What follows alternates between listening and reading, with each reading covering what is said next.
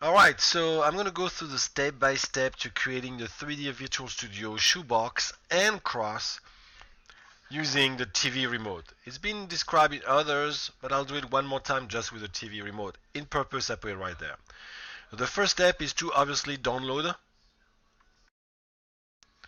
the picture.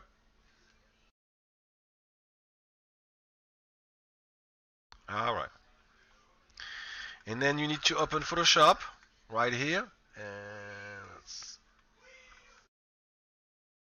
let me make it smaller so we can fit the windows right there. Okay, so we're going to open that file. And alright, so you download just that file. And you open it up right here. You get a file that has 3 pictures that are orthographic, which is no depth of field, just like a blueprint explained in the lectures in your week 4. So you have the under, the top, and the side. For the Virtual Studio, we need only the top and the side. Okay? So we are going to select. It is important that the height stay the same because that's the parameters that doesn't change. If not, it wouldn't work in the Virtual Studio. So we crop that, and we're going to look at the image size. And in pixels, 48 by 370. All right. So you write that down somewhere. Let me put that. All right. And I'm going to write it down on the picture itself. So remote 48 by 370. All right. And it's the side picture. So we know what we're talking about right here. Don't do any compression. You save it and you go to the history and you delete that and you just do a new selection around that, and you're gonna crop the image right here. Go to the image size. It should be the same in the height, 370 it is, and the width is 81. Okay, so we go save as, and it's 51 this time instead of 48. And it's not the side, it's the top view. And you click save. That's pretty much it for that. Now we start Maya and we start creating the Virtual Studio. Okay, let's look how to do that now. We need to put the pictures. We're going to use a base 10 system. So if it was 370 by 51, it's going to become 37 by 5.1. We move the comma 1 to the left, base 10 system. So like that, it's not so big. So let's do the top one. So we go to the top, we click on the space bar to activate the top view. We go to the polygon menu right here, and we make sure that in the create polygon, interactive selection is creation is selected. That's very important. So you make it yourself. So you click on the polygon right here, the polygon plane, and you just drag something that would be similar in shape than your remote. It doesn't really matter the size for now. You're going to move to the right side where it says input, and you have a width and a height. This is where you're going to change it. So we said on the width it was 5.1, and the height was 37 for 370. Alright, and that's our remote. Click on F on your keyboard to center it. And that's the remote size for the drawing that we have. Okay, so now we're going to create a shader. We're going to right click, so we make sure that mesh is selected. We're going to right click on it, and then after right clicking, we're going to go to assign favorite material, and we're going to select the Lambert. It is important to select the Lambert because it is the only one without reflection. And we don't want any reflection when we're going to use it to model the object as a sample. So you select the Lambert. It creates a Lambert 2 shader on the right side, right here. In the color menu, you're going to click on the little square that looks like a chess board. This is the option for that color menu. You click on it, and you go to the new window, create render node, and you're going to select file, because that's the file we are going to put right here. The file menu window appears.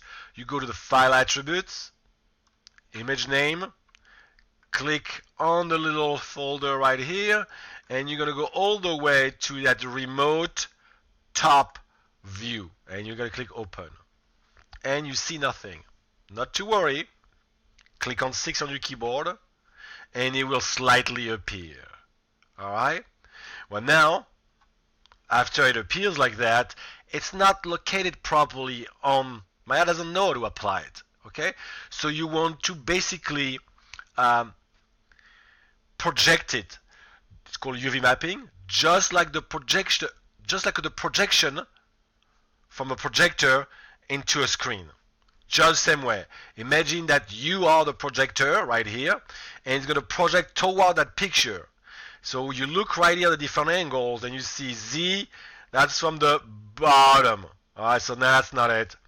X, the red one, that's from the side. Now that's not it. Y, that's from the middle, and that's the one.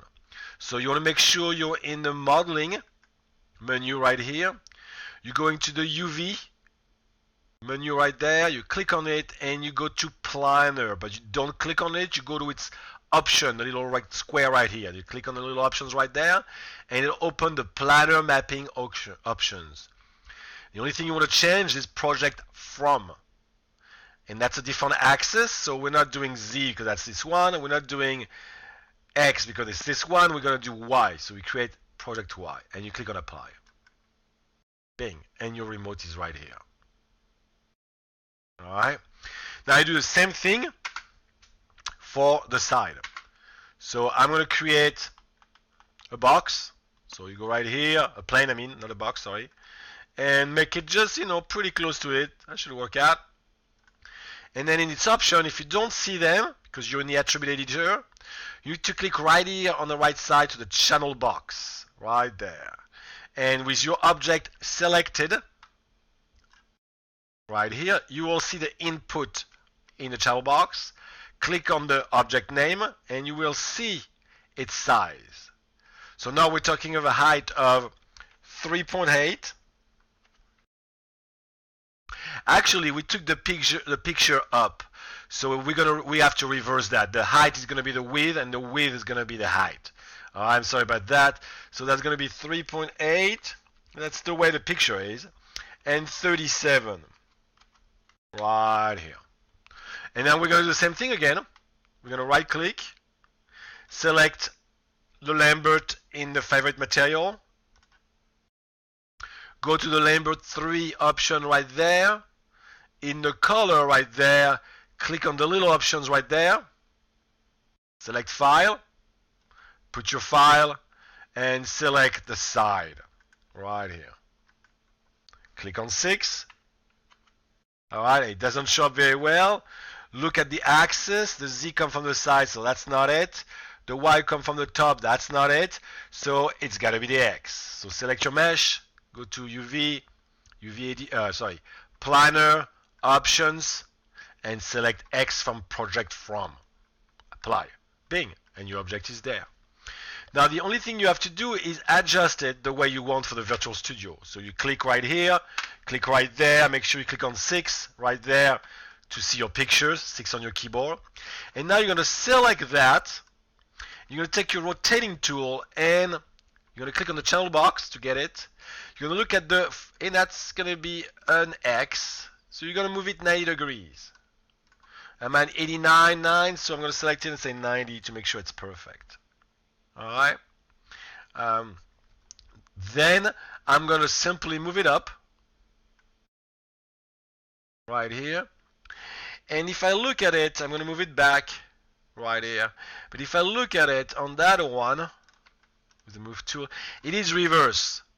This is the back, this is the front, This is the front, this is the back. So I'm going to have to do another rotation in another axis, in the y-axis, and I'm going to make it 90. Actually 180, sorry. And we are going to move it back now, right there, so we can see it properly. The reason you're seeing black in the back is because Maya does not texture both sides by default, so it doesn't use too much memory. Now, that setup right here is called the shoebox. And you start modeling your object in the middle, as you will, as you've seen in other videos, or you can create the cross. And the cross, you just put it in the middle. And you only model half of it, and then you model the other half, and you put together, combine them together for one object. Alright, I like better the shoebox. I think it's more efficient unless I have mesh that are really long to do, and making half will just kind of gain time, for me, which is not a bad thing. Okay, so I hope you like the two ways to actually create the Virtual Studio, the shoebox and the cross, and the whole process. Thank you, have a good one.